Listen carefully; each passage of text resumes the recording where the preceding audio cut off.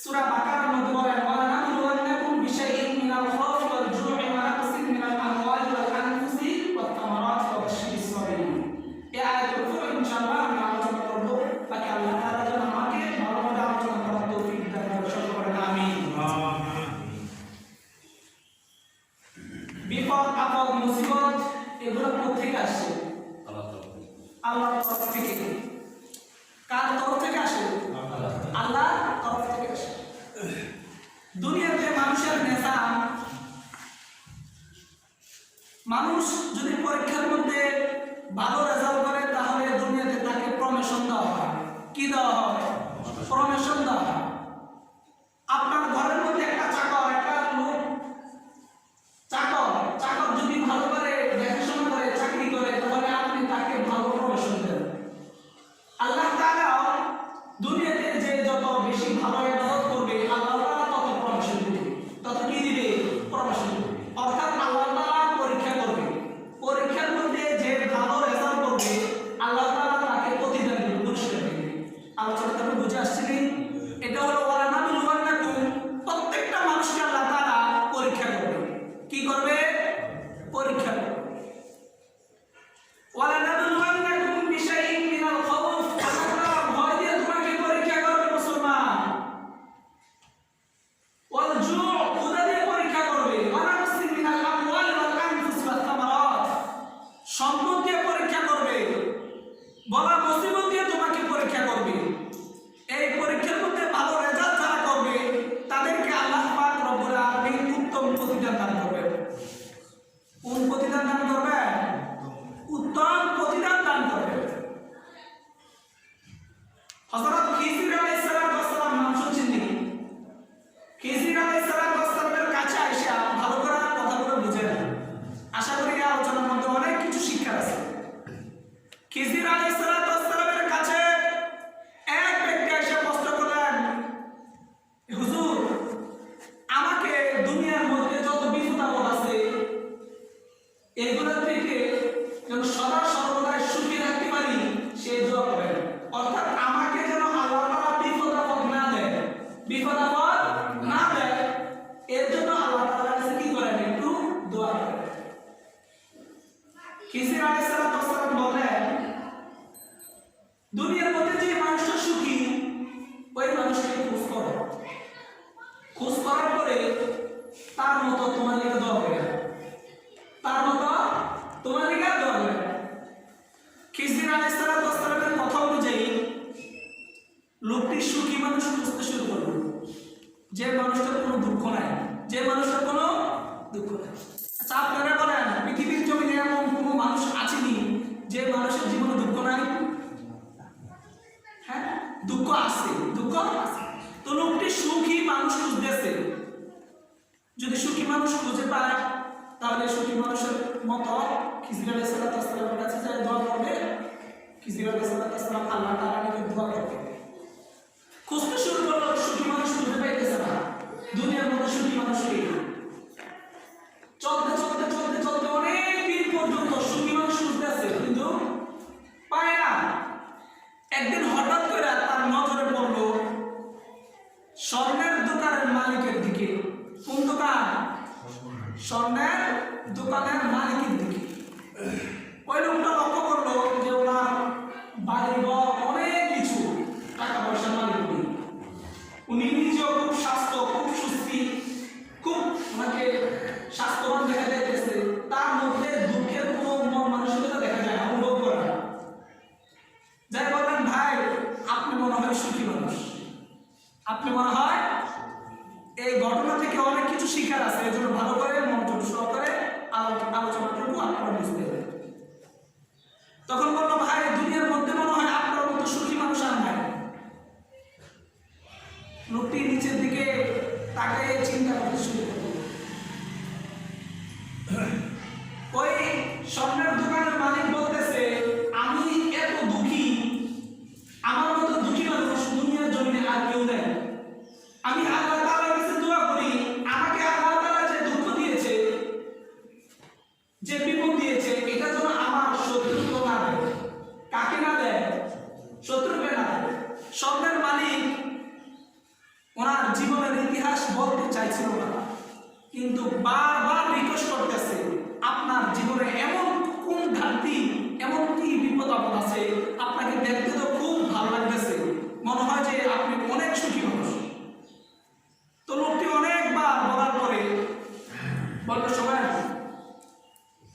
আমি আমার স্ত্রীর আশেক ছিলাম। কার আশেক ছিলেন? স্ত্রীর আশেক ছিলেন। স্ত্রীকে এমন মায়া মহব্বত, এমন মানে স্ত্রী ছাড়া আমার দুনিয়া অন্ধকার। আমি স্ত্রীকে এমন এত পরিমাণ ভালোবাসলাম, এক কথায় আমার স্ত্রী অসুস্থ হয়ে গেছে, এমন অসুস্থ হয়েছে যে মৃত্যুবরণ করবে, এরকম মানে মনে হয় একটু পরে মৃত্যুবরণ করবে। ওই স্ত্রী স্বামীকে ডেকে বললো, হে স্বামী শোনো, আমি যখন দুনিয়া থেকে বিদায় হয়ে যাব, তুমি দ্বিতীয় আরেকটা বিবাহ করে ফেলো। ওই ব্যক্তি স্ত্রীর এত আশেক ছিলেন, এত মহব্বত করতেন স্ত্রীকে, বলতেছে না তুমি যদি মারা যাও তাহলে আমি দ্বিতীয় বিবাহ করব না। স্ত্রী বললেন তার প্রমাণ কি? অনেক কিছু দিয়ে ভালোবাসা প্রকাশ করলো। তারপরে ওই স্বর্ণের মালিক, এর দোকানের মালিক নিজের উপরাঙ্গকে কেটে এনে স্ত্রীর সামনে দেখাই দিল যে আমি আর দ্বিতীয়তে বিবাহ করবো না, এটাই প্রমাণ। কথা মতো কিছুদিন পরে আল্লাহ তাআলা ওই স্ত্রীকে অসুস্থ থেকে ভালো হয়ে গেছে। বলেন না সুবহানাল্লাহ। ওই স্বর্ণের মালিক বলতেছে, দেখো তুমি আমাকে সুখ তালাশ করতেছো, আমার স্ত্রী এখন সুস্থ আছে, আমার বাড়ি ঘর আছে, আমি মরুভূমি এলাকায় একটা আমার বাড়ি, পাখিরা কিচকিচ করে, পুরা বাড়ি আনন্দ, কি জিনিস আমি এটা উপভোগ করতে পারি। অর্থাৎ আমার থেকে দুঃখী মানুষ আর নাই। আল্লাহ তাআলা যেন আমার শত্রুকে যেন আমি যে দুঃখ উপভোগ করছি এরকম শত্রুকে যেন এরকম দুঃখ না দেয়। লোকটির সাথে সাথে খিজির আলাইহিস সালামের কাছে এসে বলল, হুজুর আমি তো মনে করছিলাম আমি মোটামুটি একটু সুখী আছি, দেখি আমার থেকে অনেক দুঃখ না মানুষও দুনিয়ার জমিনে আছে, অর্থাৎ আমি আর দুনিয়াতে সুখ তালাশ করি না, আমার জন্য একটু দোয়া করেন আল্লাহ তাআলা যেন আমাকে পরকালে সুখে রাখে। বলেন না সুবহানাল্লাহ। তাহলে আপনারা কি দুনিয়ার সুখ চান না আখিরাতের সুখ চান? দুনিয়ার সুখ হলো অস্থায়ী, আখিরাতের সুখ হলো কি? চিরস্থায়ী। দুনিয়া অল্প কয়েকদিন। আসেন এই বিষয়ে নিয়ে আজকে আলোচনা করব। মানুষকে আল্লাহ তাআলা পরীক্ষা করবে ভয় দিয়া, পরীক্ষা করবে ক্ষুধা দিয়া, পরীক্ষা করবে ধন সম্পদ দিয়া। কি দিয়া? ওয়াসসামারাত ওয়াবাশশিরিস সাবিরিন, ফসলাদি ধ্বংস হয়ে যাবে, এরকম জিনিস দিয়ে আল্লাহ তাআলা তোমাকে পরীক্ষা করবে। এরকম দুর্ভিক্ষ আসেনি যে দুর্ভিক্ষের কারণে আমার ফসলাদি, আমার জমি জমা সবকিছু কি হয়ে গেছে, শেষ হয়ে গেছে, এরকম মুসিবত আসে না? আসেনি। এর মধ্যে উত্তম হলো যারা এই বিপদের মধ্যে ধৈর্য ধারণ করে। কি করে? ধৈর্য ধারণ করে। আল্লাহ তাআলা আমাদেরকে যে একটা সময় দান করছে, এটা আমরা অনেক নিয়ামত দান করতে হবে। অনেকে মনে করে হুজুর আমরা ভবিষ্যতে কি করব না করব এই বিষয় নিয়ে চিন্তা বিহীন করি।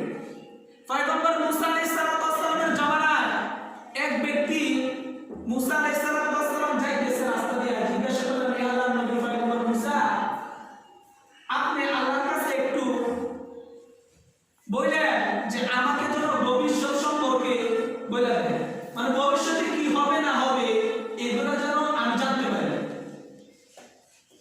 আমরা অনেকে মনে করি হুজুর ভবিষ্যতে কি হবে না হবে জানার খুব আগ্রহ। পয়গম্বর জলিলুল কদর পয়গম্বর মুসা আলাইহিস সালাম আল্লাহর দরবারে গিয়ে তুর পাহাড়ের মধ্যে আল্লাহকে বললেন, হে আল্লাহ, এক ব্যক্তি এরকম বললো, তাকে যেন ভবিষ্যতে সংবাদ দিয়ে দেব, ভবিষ্যতে কি হবে না হবে তাকে জানাই দেব। আল্লাহ তাআলা বললেন যে হে মুসা, তুমি তাকে বলে দিও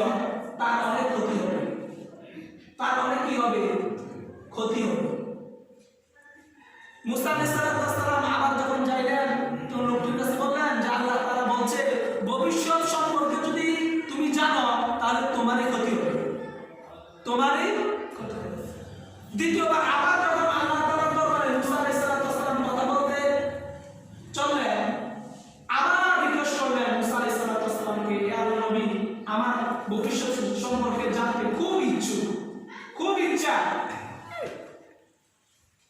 মুসা আলাইহিস সালাম দ্বিতীয়বার আবার গিয়ে আল্লাহ তাআলার কাছে বললেন, হে আল্লাহ, এই ব্যক্তিটা না আবার বলছে ওনার ভবিষ্যৎ সম্পর্কে জানার খুব আগ্রহ, খুব শখ, কিতাবের মধ্যে রেখে।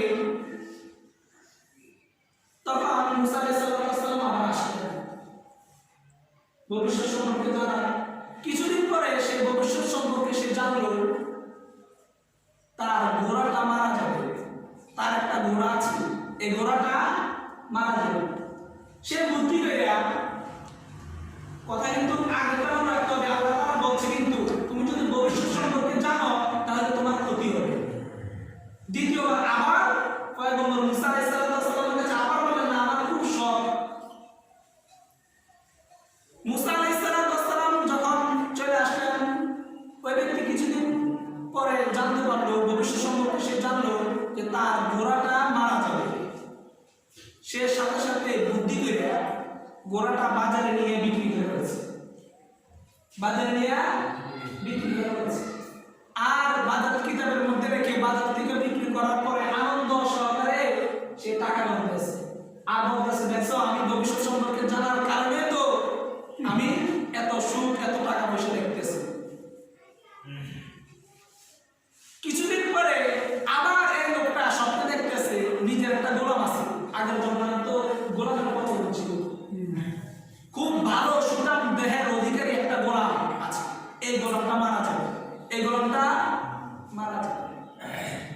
সে কি করলো? সে বলতেছিল, আরে আমার গোলামটা যখন মারা যাবে, গ্রামের যে বাজার আছে এই বাজারের মধ্যে আমার যে গোলাম আছে এই গোলাম কেনার মতো টাকাওয়ালা লোক নাই। অতএব আমার গোলামটাকে শহরে নিয়ে যাবে। কোথায় নিয়ে যায়? শহরে নিয়ে যায়। তো শহরে নিয়ে এই গোলামটাকে বিক্রি করে ফেলছে। বিক্রি করে অনেক টাকা সে বিক্রি করছে। এই টাকা নিয়ে আবার বাড়িতে এসে সে বলতেছে, আমার কাছে থাকলে তো গোলামটা একটু পরে মারা যেত, কিন্তু আমি বিক্রি করার কারণে আমার কাছে মারা যেত না। গোলামটাও বিক্রি করার আগে আমার কাছে থাকলে মারা যেত। যেহেতু বিক্রি করে ফেলছি, ওই ব্যক্তির কাছে ওই ব্যক্তি ক্ষতিগ্রস্ত হোক, আমি কোনো ক্ষতিগ্রস্ত হব। তখন ওই গোলামটাও কি করবো? বিক্রি করে অনেক টাকা পয়সা আনন্দ সহকারে ঘরে আসবো, বাড়িতে আসবো।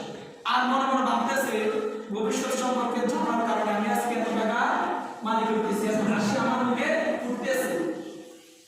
কথা কিন্তু খেয়াল রাখে, আল্লাহ তাআলা প্রথমবারে কি বলছে? ভবিষ্যৎ সম্পর্কে জানলে তোমার কি হবে? তোমার কি হবে? ক্ষতি হবে।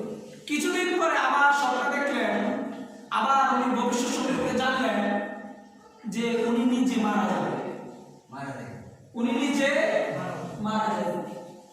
এবার ওই লোকটা খুব চিন্তা ফিকির করতেছে, আমি এখন মারা যাব, আমি এখন যদি যাই বিক্রি হয়ে যায়, আমার এই টাকা পয়সা কে দেবে? নিজে নিয়ে অনেক চিন্তা ভাবনা করতে শুরু করে দিচ্ছে। হায় রে, আমি তো দুনিয়া থেকে চলে যাবো, আমি তো মারা যাবো। এত চিন্তা ফিকির শুরু করছে। শেষ পর্যন্ত পয়গম্বর মুসা আলাইহিস সালামের কাছে গিয়ে বললেন, হে আল্লাহর নবী পয়গম্বর মুসা আলাইহিস সালাম, আমি না আর ভবিষ্যৎ সম্পর্কে জানার চাই না, সব চলে গেছে। অতএব আল্লাহর কাছে গিয়ে বলেন যে ওনার আর ভবিষ্যৎ সম্পর্কে জানার কি নাই, প্রয়োজন নাই। মুসা আলাইহিস সালাম আল্লাহ তাআলার কাছে গিয়ে বললেন, হে আল্লাহ, এই ব্যক্তিকে ভবিষ্যৎ সম্পর্কে জানার জন্য আপনি সেই তৌফিক দিয়েছেন, সে ভবিষ্যৎ সম্পর্কে জানতেছে। এখন সে ভবিষ্যৎ সম্পর্কে জানলে সে মৃত্যুবরণ করবে, মারা যাবে। এখন এটা থেকে সে রক্ষা পেয়েছে। আল্লাহ তাআলা বলেন, দেখো হে পয়গম্বর মুসা, আমি তাকে প্রথমে বলছিলাম তোমার ক্ষতি হবে, তোমার কি হবে? ক্ষতি হবে। সে আমার কথাটা না মানিয়া আবারও আপনার কাছে কি করছে? দরখাস্ত করছে। অতএব সে এখন মৃত্যুবরণ করবে। তাকে গিয়ে বলো সে যেন মৃত্যুর জন্য প্রস্তুতি গ্রহণ করে, সে যেন কিতাবের মধ্যে রেখে সে যেন তওবা করে প্রস্তুতি গ্রহণ করে। যদি এই মৃত্যু নিয়েও যদি সে বাড়াবাড়ি করে, তাহলে তাকে এমন একটা সময় তার জন্য অপেক্ষা করতেছে, কালিমা নিয়ে সে মৃত্যুবরণ করতে পারে। পয়গম্বর মুসা আলাইহিস সালামের কথা শুনে ওই লোকের কাছে এসে বলল যে আল্লাহ তাআলা বলছে তোমাকে মৃত্যুর জন্য তৈরি, তোমাকে ভবিষ্যৎ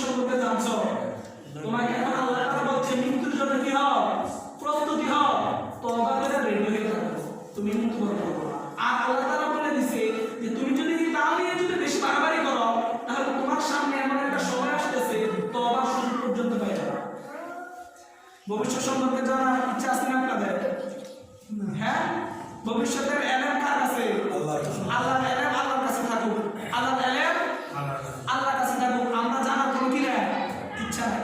এই জন্যই আমাদের বাড়িতে বাজার হাট বাজারে অনেক রাশিওয়ালা অনেক রকমের বিভিন্ন প্রজাতির মানুষেরা মানুষকে ধোঁকা দেওয়ার জন্য হাত ধইরা পাও ধইরা বিভিন্ন মাধ্যমে ভাগ্য রাশি জানায়। খবরদার, ভবিষ্যৎ সম্পর্কে জানার জন্য তৈরি হবেন না।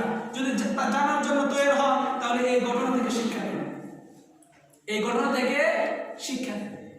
এই জন্যই সদা সর্বদাই ধৈর্য ধারণ করতে হবে। কি থাকতে হবে? ধৈর্য ধারণ করতে হবে। কিসের উপর? মুসিবতের উপর। আব্দুল কাদের জিলানী রহমাতুল্লাহি আলাইহি একদিন স্বপ্নে দেখলেন বেহেশতের মধ্যে আমার সঙ্গে একজন আমার বেহেশতের সাথী কি হবে। উনি মনের মধ্যে একটা প্রশ্ন জাগলো, আব্দুল কাদের জিলানী নাম শুনছিনি, কিতাবের মধ্যে রেখে উনি ভাবলেন যে আমার সাথে বেহেশতের মধ্যে সাথী কে হবে। আর আমরা সকলে চাই না বেহেশতে আল্লাহ আমরা যাই। আল্লাহ তাআলা আমাদের সকলকে বেহেশতে যাওয়ার তৌফিক দান করুন। সকলে বলেন আমিন। আমাদের আহাল পরিবার পরিজন সকলকে যেন আল্লাহ তাআলা বেহেশতে নসিব করে। সকলে বলেন আমিন। আব্দুল কাদের জিলানী রাহমাতুল্লাহি আলাইহি মুরাকাবা করলেন। এই ঘটনাগুলো কিতাবে চাক্ষুষ প্রমাণ আশরাফ আলী থানভী রাহমাতুল্লাহি আলাইহি বলেছেন। বেহেশতের মধ্যে আমার সাথী কি হবে এই নিয়ে মুরাকাবা করলেন। দেখলেন যে আমার একজন রাখাল, একটা রাখাল আমার সাথে বেহেশতের সঙ্গী হবে। কে? কে? রাখাল। আব্দুল কাদের জিলানী রহমাতুল্লাহি আলাইহি মুরাকাবা সারার পরে ওই রাখালকে প্রশ্ন শুরু করে দিয়েছে যে রাখাল জান্নাতের মধ্যে আমার সাথী হবে, সে রাখালটা কি? সে রাখালটা কোন গুণের কারণে আমি বরফের আব্দুল কাদের জিলানীর সাথে বেহেশতের মধ্যে থাকবে? খুঁজতে খুঁজতে খুঁজতে খুঁজতে অনেক দূরে গেল, একটা পাহাড়ের চূড়ার মধ্যে গেল। সে রাখাল দিন করতেছে, বলতেছে তোমার কি নেক আমল আছে যে নেক আমলের কারণে আমার সাথে তুমি জান্নাতে থাকবে না? ওই ব্যক্তি যারা বশীকরণ করবে আমার তো কোনো নেক আমলে নাই। আর বলেন যারা ভালো ব্যক্তি যারা নেক আমল করে তারা সহসায় কি তার নেক আমলের কথা স্বীকার করে? হ্যাঁ, স্বীকার করলে অটোমেটিক কি আসতে পারে? রিও তো আসতে পারে।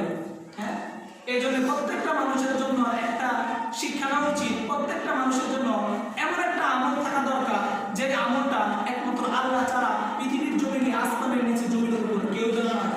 করবেন ইনশাআল্লাহ? একটা আমল করবেন যেটা আল্লাহ ছাড়া কেউ জানে না, সেই আমলটা জিতে হোক। করবেন ইনশাআল্লাহ? সকলে আল্লাহ তাআলা আমাদেরকে তৌফিক দান করুন। সকলে আমিন। আব্দুল কাদের জিলানী রাহমাতুল্লাহি আলাইহি ব্যক্তিকে বলল তোমার কি নেক আমল আছে যে নেক আমলের কারণে আমার সাথে তুমি কোথায় থাকবা? জান্নাত। বলতেছে আমার তো তেমন কোনো নেক আমল নাই। বারবার হুজুর বলতেছে। তখন ওই রাখাল বলল দেখো আমার তেমন কোনো নেক আমল নাই, আমি 5 ওয়াক্ত নামাজ পড়ি, এটি আমার বুঝুন। কয়েকটা নামাজ পড়ি? আমি 5 ওয়াক্ত নামাজ পড়ি। আর এমনভাবে আমি নামাজ পড়ি, আমি যে পাহাড়ের মধ্যে দাঁড়িয়ে আছি, যে পাহাড়টা আমার সামনে দেখতেছে, এই পাহাড়টাকে যদি স্বর্ণ দিয়ে বানানো হয়, আবার এই পাহাড়টাকে যদি আমার সামনে থেকে চিনে নেওয়া হয়, বিন্দু থেকে বিন্দু পরিমাণ আমার কষ্ট লাগবে। আমি এমনভাবে নামাজ পড়ি, এমন আল্লাহর ইবাদত করি যে আমার সামনের পাহাড়টাকে যদি স্বর্ণ দিয়ে বানানো হয়, আর যদি এই স্বর্ণটা আরেকটা মানুষ চিনে নিয়ে যায়, এমনি নিয়ে গেছে, আমার বিন্দু থেকে বিন্দু পরিমাণ কষ্ট লাগবে। আমি এমনভাবে আল্লাহ তাআলার দরবারে নামাজ পড়ি। বুজুর্গ কি? সে 5 ওয়াক্ত নামাজ পড়ে। কি করে? এটাই তার বুজুর্গ, এটাই তার বুজুর্গ। দিনকে দিন রাত রাত ইবাদত বন্দেগী করে, অথচ নামাজ নাই, এটাকে বুজুর্গি বলা হয়। 5 ওয়াক্ত নামাজ পড়ে, তার অন্য কোনো আমল দরকার নাই। 5 ওয়াক্ত নামাজ ঠিক, এটাই তার বড় বুজুর্গ, এটাই তার। আব্দুল কাদের জিলানী রাহমাতুল্লাহি আলাইহি অনেক খুশি হয়ে গেলেন আর আল্লাহ তাআলার দরবারে নিয়ামতের শুকরিয়া আদায় করলেন। বলেন আলহামদুলিল্লাহ। এই জন্য 5 ওয়াক্ত নামাজ পড়বেন। 5 ওয়াক্ত নামাজের থেকে বড় বুজুর্গি আর নাই। কোন ব্যক্তি যদি দাবি করে আমি নামাজ না পড়ে দিয়েছি, মসজিদ মাদ্রাসায় টাকা দিয়ে ভরপুর, গরিবদেরকে সহযোগিতা দিয়ে ভরপুর, না তুমি বুজুর্গ ব্যক্তি। এই জন্য 5 ওয়াক্ত নামাজ পড়বেন না। হাদিস শরীফে বলছিলাম নামাজ কিসের চাবি? মুসলমান নামাজ ঠিক করেন, অন্য ওয়াজ দরকার নাই। ওয়াজ শুনে কি লাভ হবে যদি কি না থাকে, নামাজ না থাকে, তাহলে এই ওয়াজের কোনো কিছু হবে না। এই জন্য আজকে যে আয়াত বলছি ফাকুল তুস্তাগফিরু রাব্বাকুম ইন্নাহু কানা গাফফারা, এই আয়াত যখন নাযিল হয় হযরত ওমর ফারুক রাদিয়াল্লাহু তাআলা আনহু যাইতেছে, দেশের মধ্যে অনাবৃষ্টি, মানে বৃষ্টি হয় না।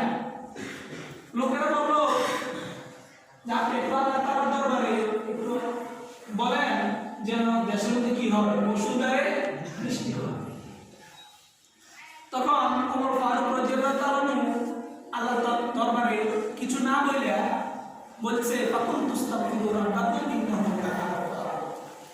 ফাকুল আল্লাহ তাআলা বলে দেন ইস্তাগফিরু রাব্বাকুম, তোমরা আল্লাহ তাআলার নিকট ক্ষমা প্রার্থনা করো, তওবা করো, ইস্তিগফার করো, ইন্নাহু কানা গাফফারা। যদি করো ইরসিলিস সামাআ আলাইকুম মিদরারা, আল্লাহ তাআলা আসমান থেকে মৌসুমধারে জমিনের মধ্যে বৃষ্টি দিয়ে দেবে। বলেন সুবহানাল্লাহ। ইরসিলিস সামাআ আলাইকুম মিদরারা ওয়া ইয়ামদিদুকুম বিআমওয়ালিন ওয়া বানিনা ওয়া ইয়াজআল লাকুম জান্নাতিন। আল্লাহ তাআলা এই ইস্তিগফার করলে তোমার সন্তান বাড়াই দিবে, ইস্তিগফার করলে বিপদ আপদ কি করে দেব, দূর করে দেব। ইস্তিগফার করলে দুনিয়ার যত মুসিবত আছে সমস্ত মুসিবত আল্লাহ কি করে দেব, দূর করে দেব। হাসান বসরি নাম শুনছেন নি? হাসান বসরি নাম শুনছেন নি? হাসান বসরি রহমতুল্লাহি আলাইহির নিকট আয়েশা বিনতে আয়েশা বলতেছে, হুজুর আমি বড় অবাকগ্রস্ত। কি গ্রস্ত? অবাকগ্রস্ত। হাসান বসরি রহমতুল্লাহি আলাইহি বললেন যে তুমি ইস্তিগফার করো। কি করো? একই মজলিসে এভাবে বসে রয়েছে। আরেকজন এসে বলল, হুজুর আমার শস্য ক্ষেত শুকিয়ে গিয়েছে। কি কি গিয়েছে? শস্য ক্ষেত শুকিয়ে গেছে। হাসান বসরি রহমতুল্লাহি আলাইহি বললেন যে তুমি ইস্তিগফার করো। কি করো? ইস্তিগফার করো। কিছুক্ষণ পরে আবার আরেক ব্যক্তি এসে বলতেছে, হুজুর যে আমার কূপের পানি শুকিয়ে গেছে। কিসের পানি শুকিয়ে গেছে? কূপের পানি শুকিয়ে গেছে। হাসান বসরি রহমতুল্লাহি আলাইহি বলেন যে তুমি ইস্তিগফার করো। কি করো?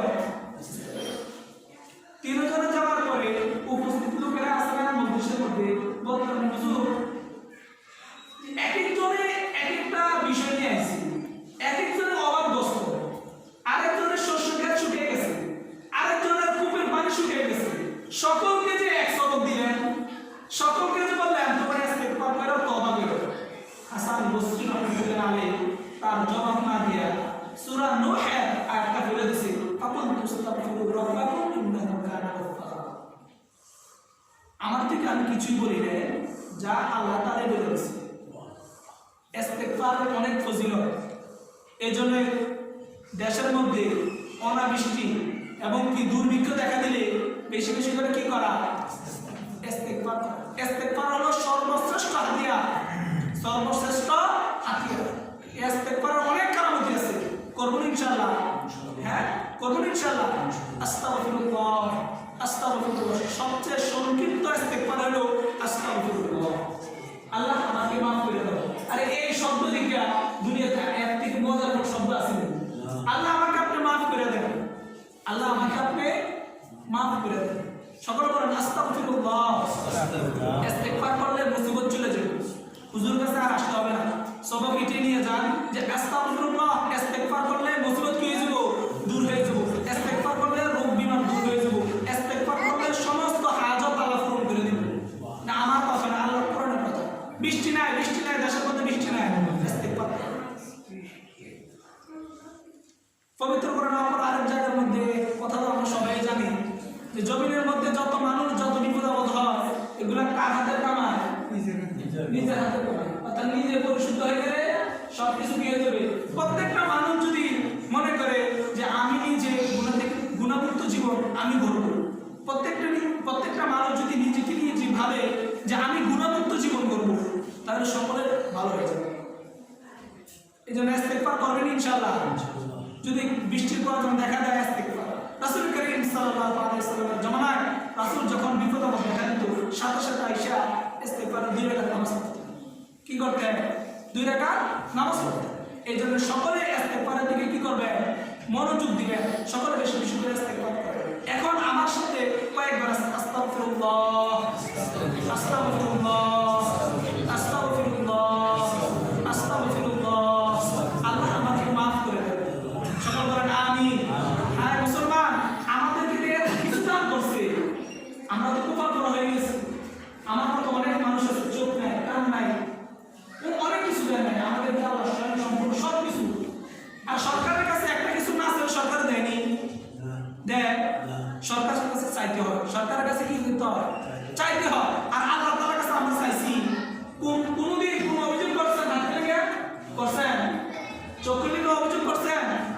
হে আল্লাহ, আমার চোখের প্রয়োজন, আমার হাতের প্রয়োজন, আমার মাথার প্রয়োজন, একটু বেশি পরিশ্রম করার সময়, হ্যাঁ, এগুলো ছাড়াই আল্লাহ তাআলা আমাদেরকে দিয়ে দিচ্ছে। এই নিয়ে আমাদের শুকর আদায় করে তো শেষ করতে পারবো না।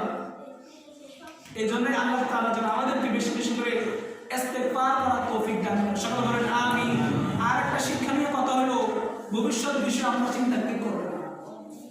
আমরা কাজের দোহাই দিয়ে নামাজ পড়ি না। হুজুর এই কাজের লেগে নামাজ পড়তে পারি না। কাজ বড় না নামাজ বড়? হ্যাঁ মুসলমান, তোমাকে যে আল্লাহ বানাইছে সে আল্লাহর কাম না করে তুমি মানুষের কাজ করো। এই জন্য আমাদের আজান যখন চলে আসবে, হাতের কাজ কি করে ফেলবো? সাহাবায়ে কেরামদের থেকে জানা যায়, ঘটনা বলে দেখা যায়, সাহাবায়ে কেরাম আজান দিছে, এই কুরআন এভাবে মাথার উপরে উঠাইছে, আজান দিছে, এভাবে পিছন দিয়ে ফেলাই দিছে। সামনে একটা কাজ কি হয় না, অগ্রসর করে না। এখন আমার আল্লাহ আমাকে ডাক দিয়েছে, আল্লাহর ডাক চলে আসে, আল্লাহর আহ্বান চলে আসছে। এখন আমার হাতের কাজ আর করা যাবে না, এখন মামলার কষ্ট।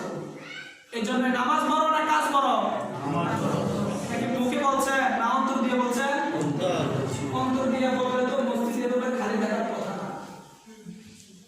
মসজিদ এভাবে খালি থাকার কথা না। যদি অন্তর দিয়ে বলতেন, অতীতে তো বলছে, কেন আপনারা নামাজ পড়েন? অন্য ইবাদত আপনারা নফল ইবাদতের পিছনে আপনারা ছুটতেছেন, অথচ ফরজ ইবাদতের কোনো কি নাই, খবর নাই। হাসরের ময়দানে আমি বারবার সবসময় বলি, নফল ইবাদতের জন্য আপনি কাঠ ধরে দাঁড়াবেন, আপনি ফরজ ইবাদতের জন্য আপনি কি করতে হবে? কাঠ ধরে দাঁড়াবেন। এই জন্য নামাজ বড় না কাজ বড়? অন্তর দিয়ে বলছেন নি আল্লাহ আমাদেরকে, বলেন আল্লাহ আমাদেরকে 5 ওয়াক্ত নামাজ জামাতে সহিহ আদায় করার তৌফিক দিও। আল্লাহ যদি তৌফিক না দেয়, কোন শিক্ষা আপনার নামাজ পড়তে পারবেন? আপনারা এখানে যত কয়জন আইছেন, আল্লাহ তৌফিক দিছে বিদায় তো এখানে আইছেন না? হ্যাঁ, এই মসজিদের ভিতরের সংখ্যা বেশি না বাইরের সংখ্যা বেশি? এখন কি মসজিদে যতজন লোক আছে না কেন মসজিদের বাইরে পুরুষ কত বেশি আছে? বেশি আছে না? তাদের মসজিদকে বাসা করে কোথায় আছে? মসজিদে আছে। ওই যে মুসা আলাইহিস সালামের ঘটনাটা বললাম না, যে মুসা আলাইহিস সালামের কাছে আল্লাহ তাআলা বললেন, হে মুসা শোনো, আমি এই ব্যক্তিকে প্রথম তার ঘোড়াটা মৃত্যু দিছিলাম, সে এই ঘোড়া থেকে শিক্ষা গ্রহণ করে নাই। খামাখা আমি বলছিলাম সে নিজের ক্ষতি নিজেটাই নামতেছে। মুসা আলাইহিস সালামের কাছে আল্লাহ তাআলা বলে, এই তার কারণে আমি একটা ঘোড়া মৃত্যু দিছি। এই ঘোড়া থেকেও সে শিক্ষা গ্রহণ করে নাই। তারপর আমরা তার একটা গোলামকে আমি মৃত্যু দিছি, তারপরও সে শিক্ষা গ্রহণ করে নাই। এখন তার মৃত্যু অব্যাহত। অর্থাৎ হে মুসা, আপনি যতই আমার কাছে দরখাস্ত করেন কাজ হবে না, যে তার নামে মৃত্যু বরাদ্দ হয়ে গেছে, তার নামে মৃত্যু বরাদ্দ হয়ে গেছে। অর্থাৎ তাকে বলেন সে যেন তওবা করে মৃত্যুর জন্য কি করে প্রস্তুতি গ্রহণ করে। এই জন্য ভবিষ্যতে চিন্তা ফিকির করবেন না, তাই না? আগামীকাল কি খাবো, আমি কতদিন বাঁচবো, এগুলো নিয়ে চিন্তা ফিকির করার কোনো দরকার নেই। যদি জানতে মনে চায় তাহলে আপনার ক্ষতি হবে। আপনার কি হবে? ক্ষতি হবে। আল্লাহ তাআলা আমাদেরকে সকলকে সুখ শান্তি জীবন যাপন করার তৌফিক দান করুন। সকলে আমিন।